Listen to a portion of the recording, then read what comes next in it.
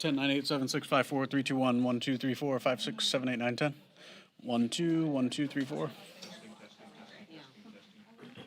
Okay, I think we need to have coffee with her like ASAP. I will respond to that email.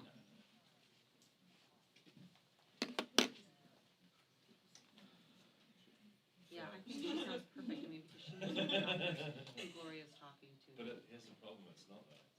And I would love to know who her radiologist So you're not really flying to is. So that would be good. because there's only two places that fly out to Christchurch and Argentina. So literally just get fly. There's nothing else around. You're either going there or you're going nowhere. You wouldn't, yeah. Well, you're talking. No, that's fine. Yeah, of course. Right, of course. Okay, great. Oh my God, amazing. So she has kids?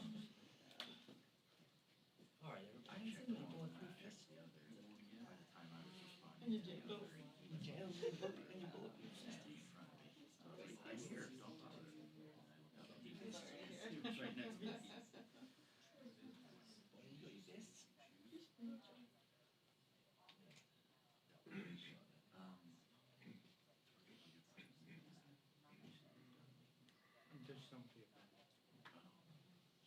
Ah. No, it was just a, it was from at least for the roads.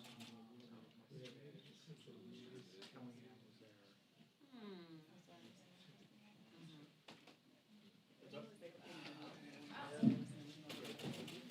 I like that all the eyes in the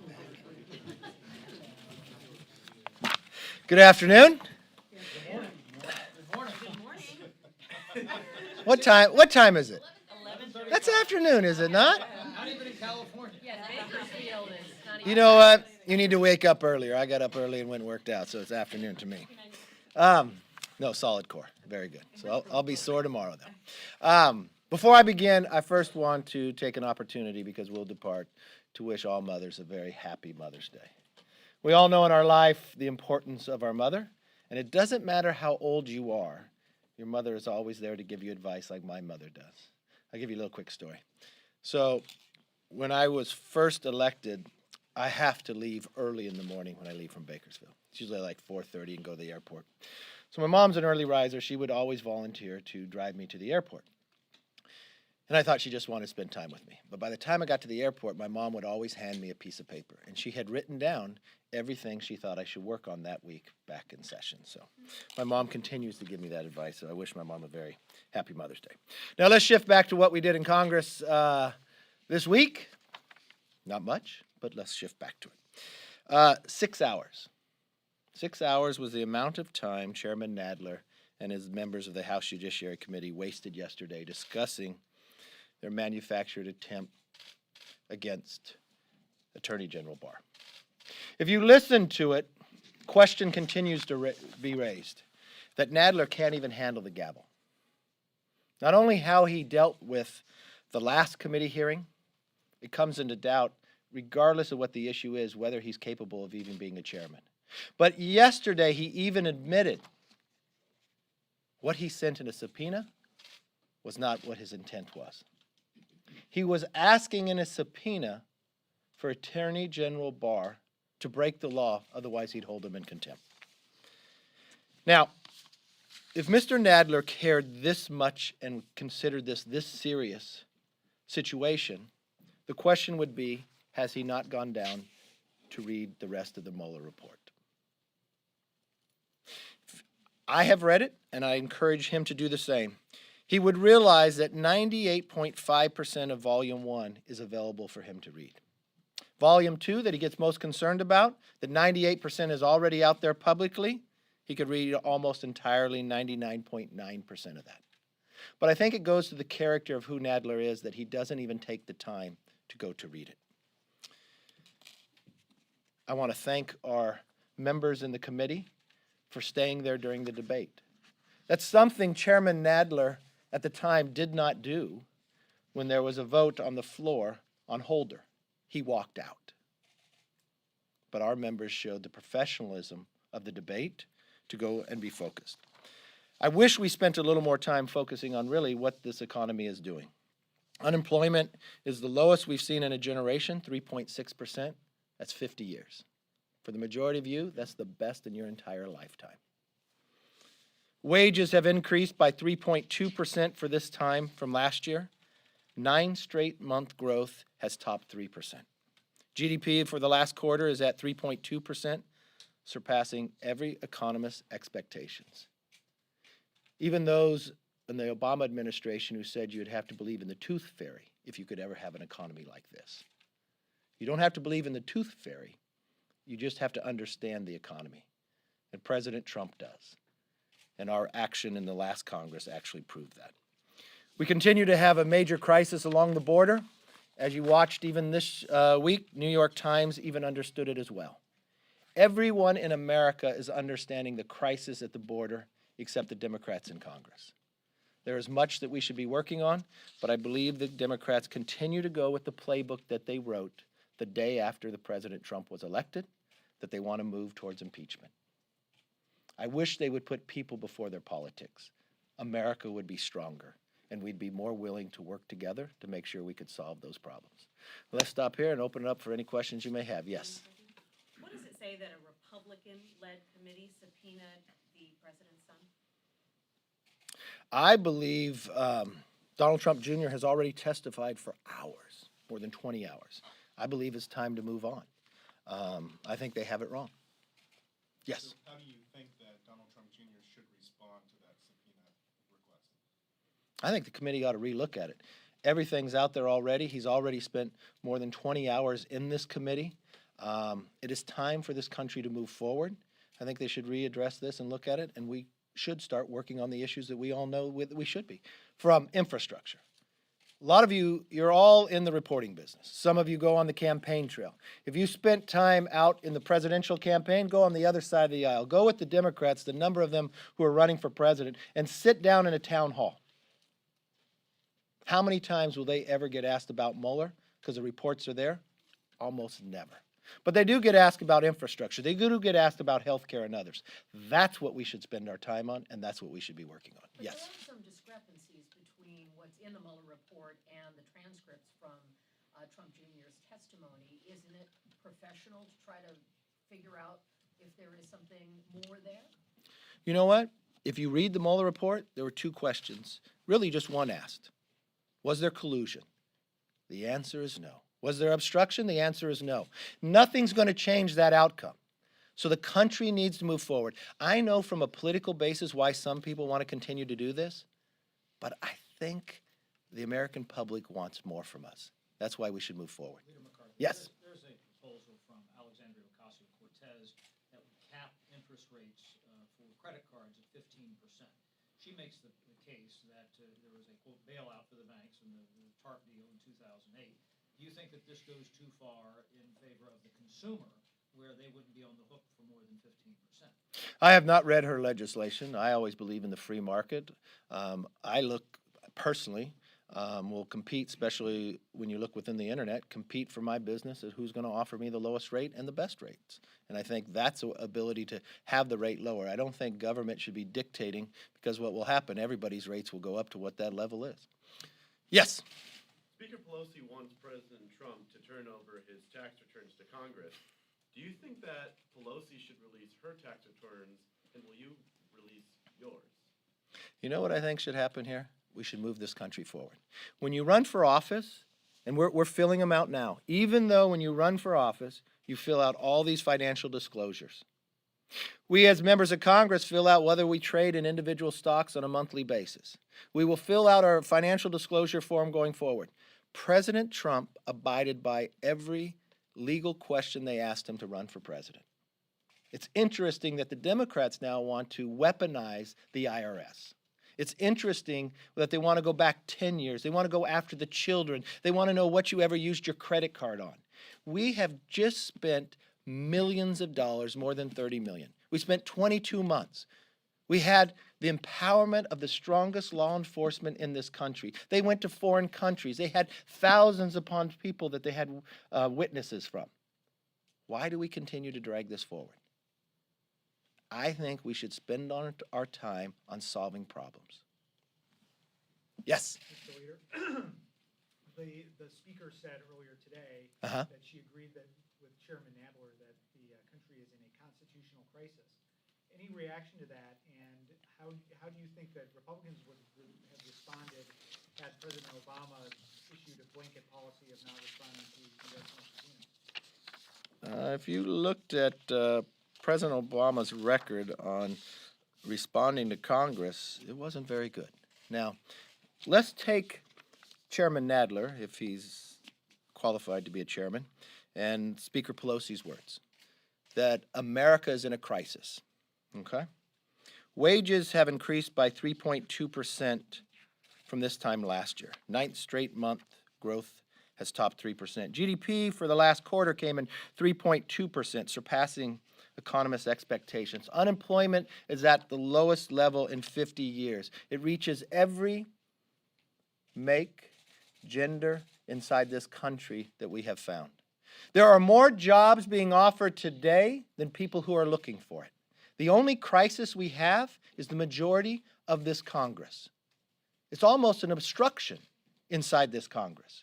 Look at the number of bills they have passed. They had to pull 2 yesterday with on suspension. It's no longer the U.S. House of Representatives, it's the U.S. House of Resolutions. That is the crisis that we have before us. That is the challenge that we have before us. Yes, sir. Talk about infrastructure for a minute. You have about 2 more weeks to come up with some ideas for funding the $2 trillion package. Could you give us a progress report on what you're thinking, and will you rule out any higher taxes or new taxes to fund the $2 trillion? I don't believe taxes should be raised, no. The Democrats believe that they can get to $2 trillion. I'd like to see what they believe, how they find the $2 trillion. I'm more than willing to sit down and work with anybody who wants to work together. I believe we have an infrastructure problem, and I want to work to secure our ability to do that. I'm open to ideas. Yeah, do you have any new ideas, or have you heard any from the caucus? Well, the one thing I have seen from times and again inside the Republican plan we had before, we have a lot of federal land that we could open up, use those resources because the American taxpayers have those lands and invest them in the future. There's a ways that you can bond that to even move forward, and you could build a lot of infrastructure. And the most important part when you talk about infrastructure reform, not just finding the funding, but make sure the roads and the bridges get built. The regulatory world is too burdensome that it takes more than a decade or 7 years on average to build a new road. Well, that makes the cost go higher. I'd rather be able to vote on something where I could actually drive on the road I vote on. I think reforms should be a cornerstone of what we're looking at when we go to infrastructure. If you want to look at ideas and you want to say, can I find money? I could find you money right now. I could probably find you quite a bit, and I could find it in a bipartisan way. There's a bill out there that the Black Caucus and the Freedom Caucus both agree upon. It's called the GAINed Act. I think it has an opportunity. So there's money to start with. Bank that money and build from there. If you want to find bipartisanship, and I do, I think that's where I would start. Yes, ma'am. But just following up in terms of congressional oversight, what concerns do you have for the precedent that this administration is setting should, for example, you take back the House and it be a Democratic president? Look, I believe in Article 1, and I listened to the Attorney General who went to the Senate. He agreed to come to the House to speak to every member in Congress. Now, why did he not come? Is it the Attorney General's problem, or is it a question in the ability of Nadler to even chair? Nadler, when he became chairman of the committee, like every other committee before him, adopts a set of rules. After Attorney General Barr agreed to come, while he was testifying in the Senate, what did Chairman Nadler do? Again, question his ability to even be a chairman. He tried to change the rules then, and he actually did. But he didn't just change the rules because somehow he forgot. It changed history for that committee. Never in the history of that committee have you had a staffer interview a cabinet level. The point that Chairman Nadler wanted to make is he wants it to be impeachment without saying the word. Chairman Nadler made that decision on the night of the election when Donald Trump won. And that's what he's continuing to carry out. That's why I've never had so many people come to me not on the argument of what's happening in committee, but his lack of ability even to handle the most basic motions. From whether there's a quorum, whether it's a privileged motion or not, his lack of knowledge of that. And it shows time and again. One, to try to change the rules after you asked and the Attorney General Barr agreed to come. Second was yesterday itself. Think about what yesterday was all about. It was the subpoena that he put forth. The own subpoena that he wrote was not the intent of what he said. He has a plan of what he wants to do to the president, and he doesn't even have the ability of the knowledge to make it work. Yes, ma'am. You've now twice questioned Nadler's ability to be human. Are you thinking he should resign, or? If I was in a position that I was in charge of their conference, I would make sure to bring Chairman Nadler in and meet with a parliamentarian. You do not treat, and you do not have that lack of knowledge to hold the gavel. Many people question his ability to hold a gavel based upon how he runs a meeting. You cannot continue to allow somebody to demean a member on the other side because he disagrees with their amendment, to ignore a privileged motion, to not let both sides debate before you call the vote. That is simple, basic knowledge of as chairman. Yes. Given your experience, your conference's experience with contempt on Holder Yes. and what we're going through now, is there any public stain on contempt of Congress, or is it just a messaging bill? Well, I don't think anything happens. I think it's more a messaging bill. But I'm glad you bring that up, because there have been some other times where there's been contempt moved by Congress, and it's been on both sides of the aisle. You go back to Harriet and Bolton. You go also to Holder. And now you have Barr. So there's ability to compare these based upon also when other parties were the majority. Look at the timeline to when you would claim that you would want to go to contempt and warn prior trying to get certain knowledge. In both those earlier cases, when it came to Bolton or when it came to Holder, there was more than a year taken out. There was time to work. This is less than 2 months. This seems as though, and it goes back to the question you asked earlier, if you looked at the subpoena that he wrote, it didn't match the words of what he said he intended to do. It asked the Attorney General to break the law, otherwise I'm going to hold you in contempt. It's less than 2 months. He's not thinking through what he's trying to do because he already has written a plan. He wrote a plan to try to impeach the president. The Mueller report did not come back to what he lied to the American public for the last 2 years would be in it, and now he doesn't know what to do, and he continues to carry it out.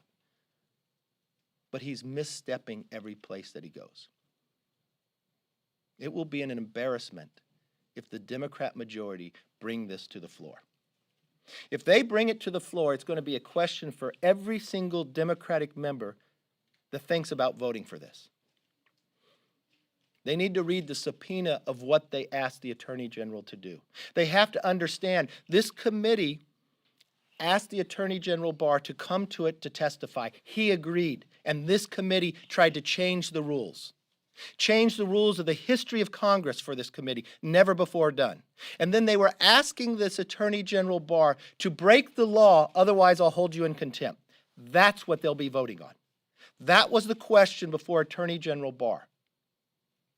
And I want to know every single individual that wants to vote or thinks they should vote for this, what answer would they have given if they were in Attorney General Barr's space?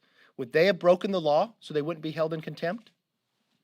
That's what they have to answer before they vote. Thank you very much.